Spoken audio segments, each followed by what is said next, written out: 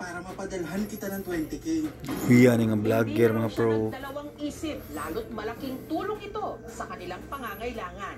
Umaga nitong May 19, sinut ni Rogelio ang challenge. Yan na, sir.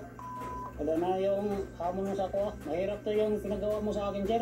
Kung sa may ipaabot mga bay, ba natapod. Unahin ko pagkaon yung mga bukog. Una niyang kinuha ang buto sa hita ng manok. Isinawsaw niya ito sa suka at saka walang pag-aalinlangang isinubo. Nginuya-nguya bago nilunok. Akala siguro, sir, hindi ko papatulan yung 20K mo. Ipadala mo kagad yung 20K, sir.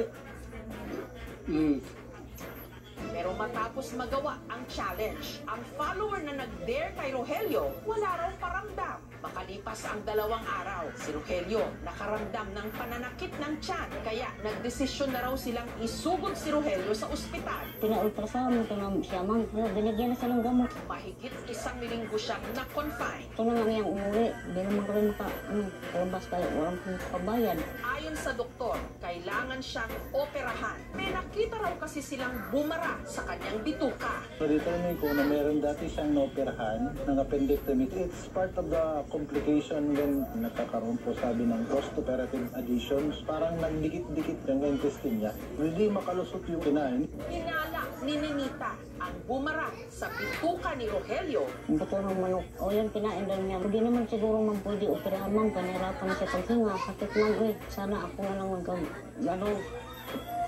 Hindi lang yung anak ko. Sa paglipas ng mga araw, si Rogelio tuluyan ng nanghina. Sabi ko nga po sa kanya, lumaban kayo. Sabi niya, kayo daw niya lumaban, pero nakikita ko po para pong paina po, sir. Wala na daw. Sana sa akin nga naman nangyari, ma'am. Followers mo na niya mga pro. Uya niya eh.